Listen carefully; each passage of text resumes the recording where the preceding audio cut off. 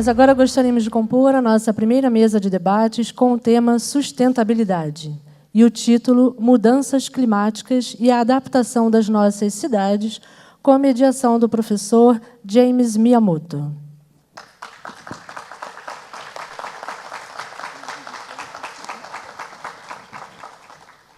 James é professor associado da FAO-UFRJ, onde leciona desde 1993. Arquiteto e urbanista pela FAO-UFRJ, mestre em arquitetura, mestre em engenharia ambiental pela UERJ, doutor em urbanismo pelo ProURB FAO-UFRJ e diretor adjunto de extensão da FAO-UFRJ. Convidamos também para compor a nossa mesa o senhor Carlos Murdock.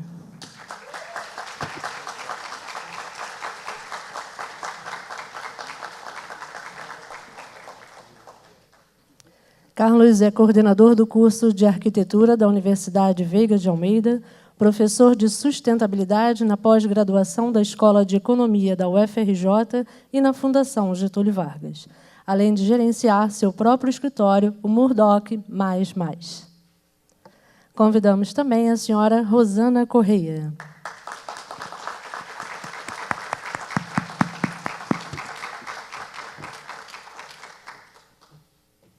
Rosana é professora da Fundação Getúlio Vargas e de outras instituições.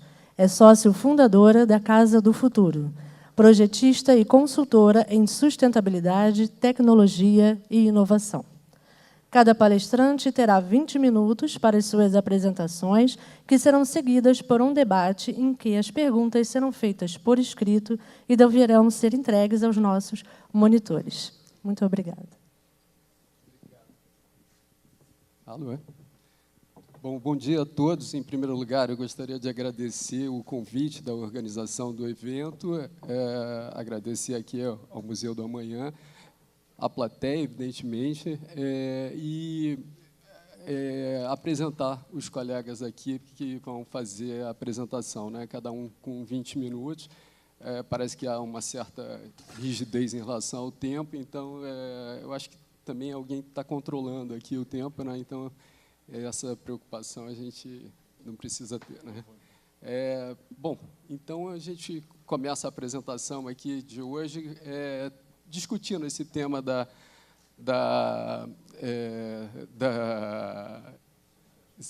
não é da sustentabilidade, das mudanças climáticas e da resistência da cidade, da resiliência da cidade.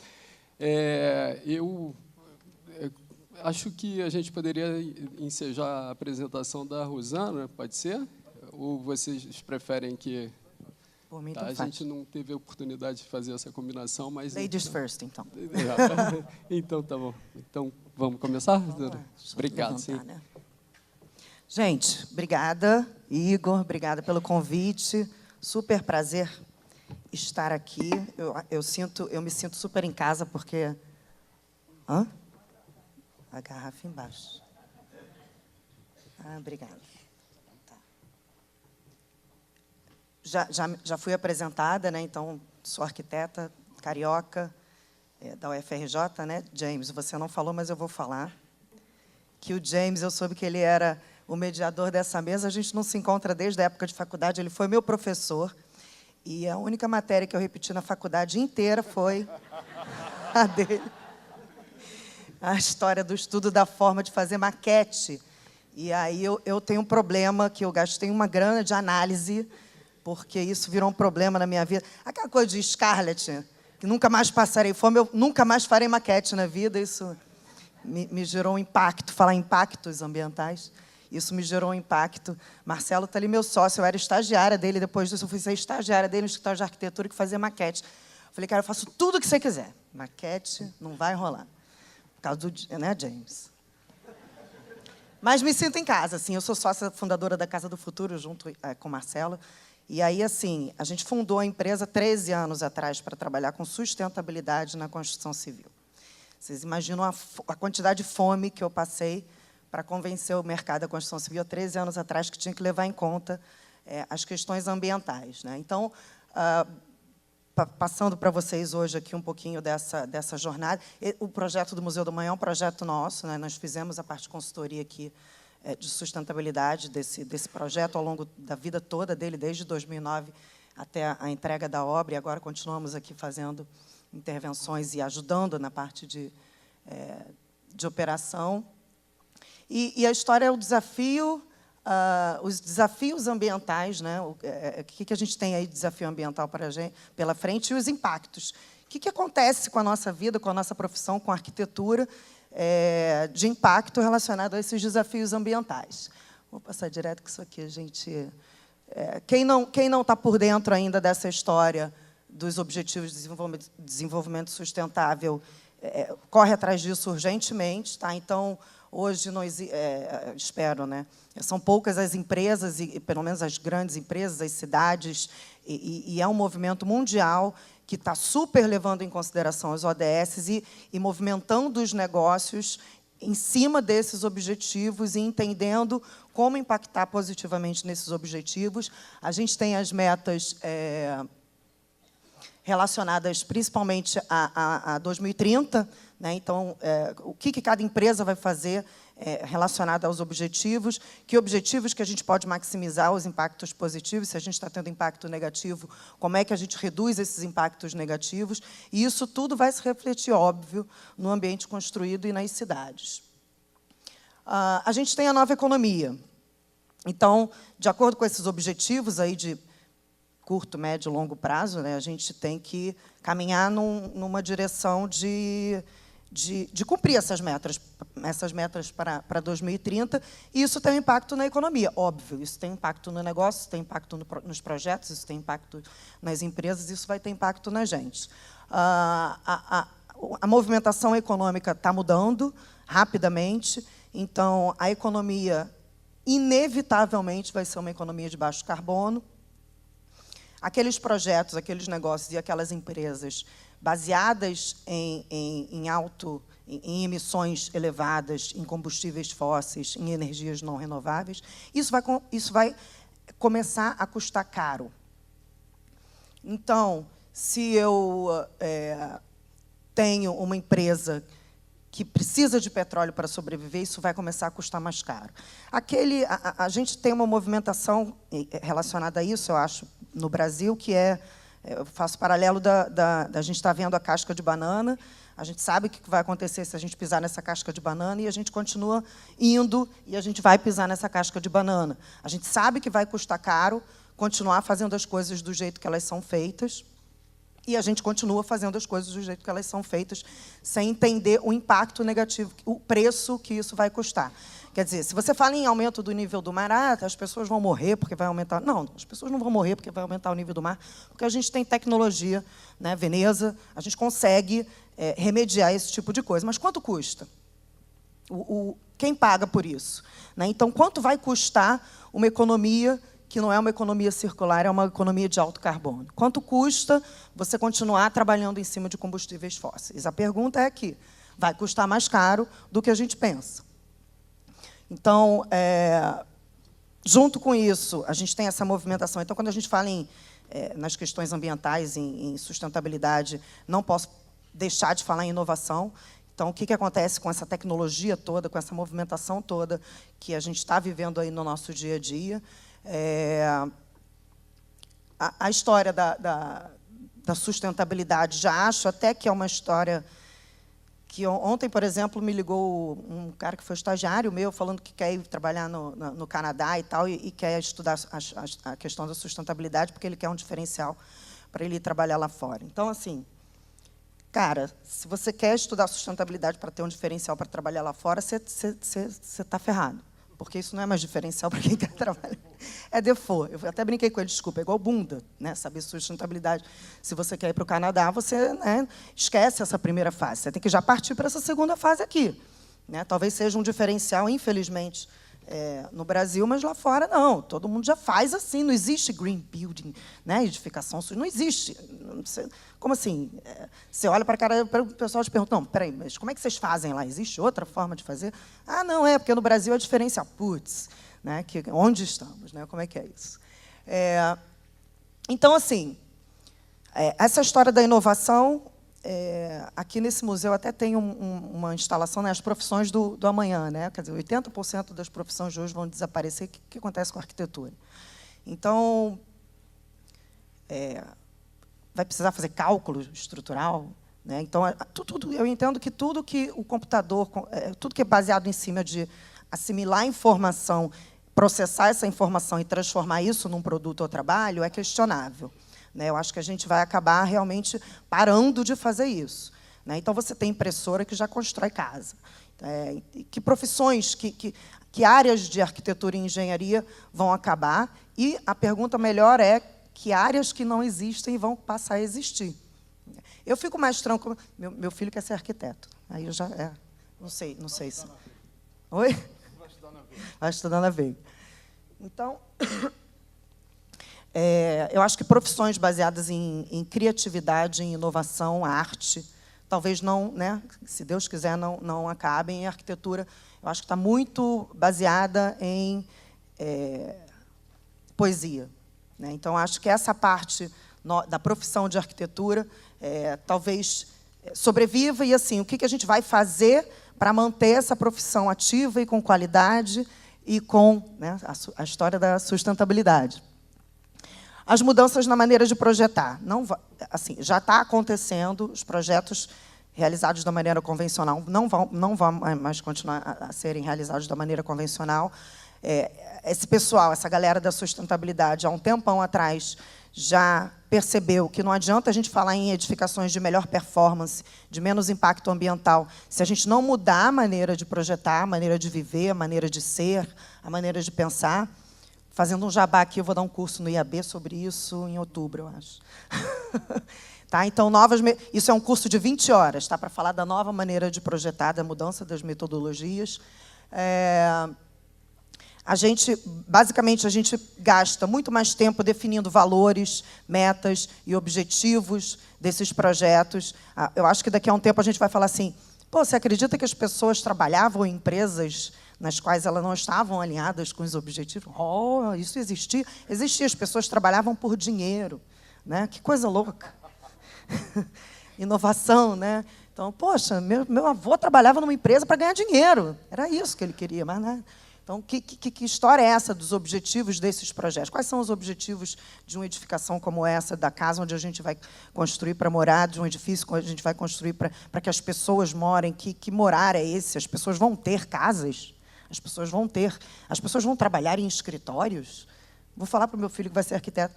Você acredita que sua mãe ia para um escritório para poder trabalhar? Né? E aí já falei, né? Metas e objetivos das pessoas. A história de trabalhar e ser começa a se confundir, né? Então, eu tenho objetivos e metas como pessoa, e isso vai ter que se necessariamente refletir no meu trabalho. E as metas e objetivos das cidades. Eu vou falar disso um pouco mais para frente, mas que cidade é essa? Não, filho, você sabia que as pessoas, quando nasciam no campo, o objetivo dessas pessoas era ir morar nos centros urbanos? Sério? Jura? Né? Que coisa louca a gente querer morar nos centros. Essa migração que a gente está tendo louca das pessoas que nascem e vivem em lugares maravilhosos e querem migrar para essa coisa doida chamada centro urbano. E aí começa, não sei, enfim, surgir temas novos, né? Então, você tem, por exemplo, a história do biourbanismo.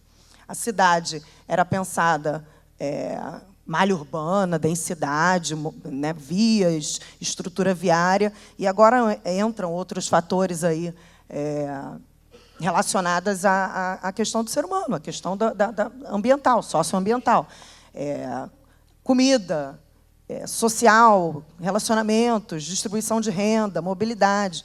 Então, acho que a gente tem exemplos assim que eu vou falar para o meu filho daqui a 20 anos, quando ele estiver sendo arquiteto. Né? Filho, você acredita que, na minha época, as pessoas chamavam a nossa matéria-prima, resíduo, de lixo? E esse lixo era recolhido, todo mundo juntava todo lixo, que chamavam de lixo, né? Juntava todo lixo em um lugar, passava um caminhão, que era movido a diesel, era movido a combustível fóssil, levava esse lixo todo para um lugarzão chamado aterro, E esse lugar contaminava áreas de milhares e milhares de metros quadrados, e até hoje tem lá o Museu do Lixo, que conta essa história, né? Então, os bairros não tinham suas centrais de triagem e geração de matéria-prima, que hoje a gente usa para fazer isso tudo que existe por aí. As pessoas jogavam isso fora. E você acredita que os prédios eram demolidos e tudo isso ia para esse mesmo lugar, né? Não viravam, as pessoas não desmontavam os prédios e criavam novas coisas. Isso era jogado fora, isso era tido como matéria-prima sem valor. E você acredita que a energia era gerada a milhares e milhares de quilômetros dos locais onde essa energia era consumida? E as pessoas pagavam uma grana por conta dessa linha de distribuição que levava a energia que era gerada lá longe das casas. Os prédios não geravam a própria energia. E muitas vezes essa energia era gerada por combustíveis fósseis. Essa energia era gerada por coisas não renováveis. E você sabia que as pessoas chamavam efluentes de esgoto e elas jogavam isso tudo fora. Muitas vezes sem tratamento, e a cidade tinha que ser responsável por levar esse esgoto para locais super afastados, bombeando isso para uma central que tratava tudo a milhares e milhares de quilômetros de distância. E esse esgoto, muitas vezes, não era nem reutilizado. E você sabia que, às vezes, essa rede enorme de tubos levava esse esgoto, sem tratamento, para o meio do mar. Aí ele vai olhar assim para mim. Não, é mentira, você não pode estar falando sério. Os prédios e distritos, ecodistritos e bairros, não tinham as suas próprias centrais de tratamento de efluentes e essa água não era tratada e reaproveitada. A matéria-prima que a gente usava para construir prédio nem sempre era renovável. A gente usava recursos naturais não renováveis. A gente usava recursos tóxicos. A gente bebia água em garrafinhas feitas à base de petróleo. Então, assim, as coisas estão mudando com uma velocidade gigantesca, graças a Deus. Então, eu acho que a pergunta é o que acontece daqui para frente? Que novas profissões são essas? O que a gente tem que estudar aí de IoT, blockchain, mobilidade? As pessoas tinham carros. Às vezes, uma pessoa tinha mais de um carro que ela usava para ir para esse escritório, que ela ia todo dia trabalhar.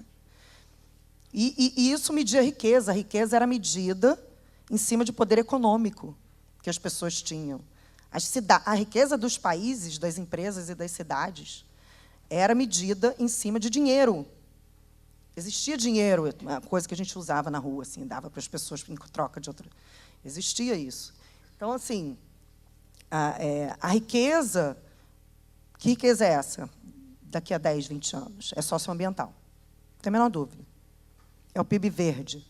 Não existe, não vai existir mais a história do...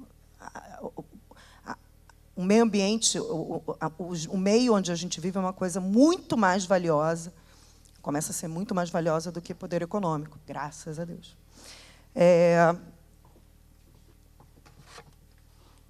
E aí, mais termos, né? Biomimétrica, biofilia. A gente volta a aprender com quem sabe fazer as coisas, né? O professor falou... O ser humano é sábio, né? Quer dizer, o animal nós somos mais inteligentes do que o animal, ou talvez a natureza.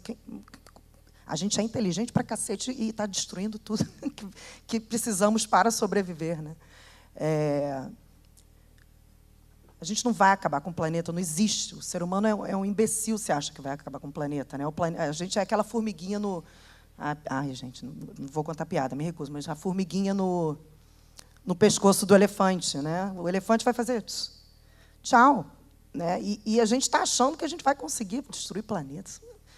E aí a gente volta a tentar aprender com quem sabe, com o planeta. O Museu da Manhã, então, assim, lá no iniciozinho do trabalho, a inspiração foi uma bromélia no Jardim Botânico com uma planta dormideira, né? O que a gente aprende com a natureza, como é que essa edificação se transforma de acordo com o ambiente, com o meio onde ela está. A arquitetura, formato, que é bonito, se não é estético, é questionável, tudo bem, mas o arquiteto começa a voltar e enxergar o que é mais inteligente, o que a gente tem de poder mais inteligente do que a natureza, né? E as cidades... da mesma forma, né? Como é que a gente redesenha, reestrutura e começa a criar cidades mais alinhadas com tudo que a gente precisa para ser feliz e para viver de maneira harmoniosa, com nós, pessoas, com a energia que a gente precisa, com a água que a gente precisa, com o alimento que a gente precisa. Eu vou chegar para meu filho e vou falar assim: você acredita que os alimentos eram plantados e cultivados a milhares de quilômetros de distância? E quando eles chegavam nos supermercados, 30% desse alimento já estava podre. A gente burra que produzia alimento nas fazendas, nos centros rurais, a milhares de quilômetros de distância. Como é que ficam as cidades, né, daqui a pouco? Aí, talvez, a gente comece a achar interessante morar nos centros urbanos, né? Mas, assim, hoje, me questiono. Estou dentro do tempo.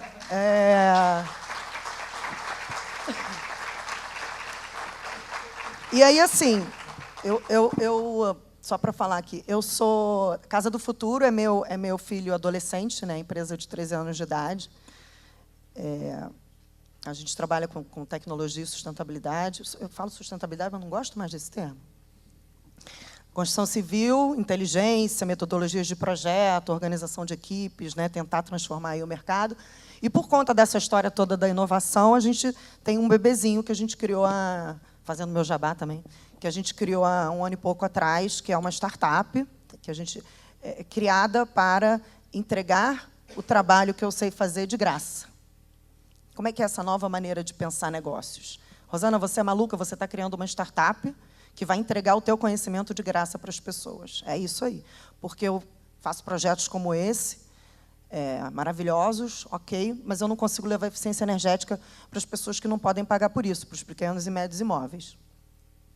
Então, é uma plataforma responsiva que leva conhecimentos personalizados em eficiência energética e faz um plano personalizado de redução de consumo para pequenos imóveis, até 300 metros quadrados, mais ou menos, que é o Enguia, né? Então, botei aí o e-mail também do Enguia para quem quiser conhecer. Inovação. Obrigada.